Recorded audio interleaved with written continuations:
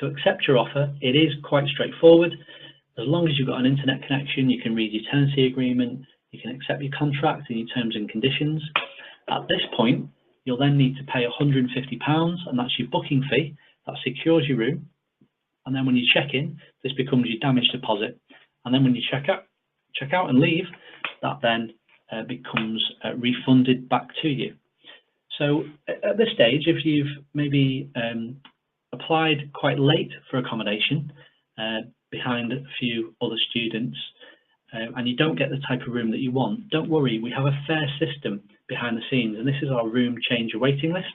I'll show you how that works. So once you've accepted your contract, you'll see it's split up into 3 columns. You've got the offer, and that confirms where it is, the type of room and the cost. The contract, which is in the middle, so you can look at your dates, make sure they're okay, view your tenancy agreement or download it at that point. And on the right hand side, you can accept your offer. So check the offer. If you're happy with it, you can then put in your student ID number, put your date of birth in, and then click I accept at this point, and then you've accepted your offer online. You're ready to rock and roll.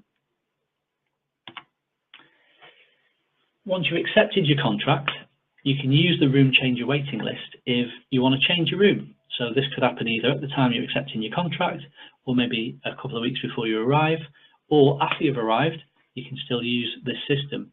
So you can have a look online, see kind of like a live availability, so you can see the different room types, how much they cost, and also whether those room types are available.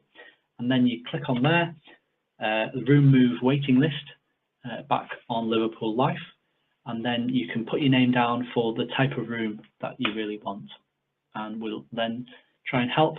And that's in date and time order, so it's time stamped, so it's a fair process behind the scenes. And you can do quite a few other things making up your requests. So if you want to report a repair or book a summer stay or check your inventory when you first arrive, you can do all of this from this screen within Liverpool Life. So it's a really easy system, really easy to use, and everything's tracked and logged, so you know you've got an accurate record of exactly what you've accepted and the type of requests that you've made. So once you've accepted your room offer, you're all ready to rock and roll. All of the halls have their own social media channels, so it's good to maybe join the Facebook group for your hall, make friends, and also find friends that share your interests. You can find out about all of the student events on Halls Life. So that's our Hall Student Experience team. They'll put out information about what's coming up, different events, things that you might want to get involved in, maybe a spotlight on the local area, tips on how to kind of budget, cookery tips. It's a really cool place to visit, Halls Life. And also we have an online, like a cashless wallet system, which is called Loyalty Plus. So how this works is you're able to top up your Loyalty Plus account before you arrive, and then just use your student ID or your phone to make purchases around the university. So this is like the cafes, the restaurants, the bars, all of the university outlets. You can use your Loyalty Plus account.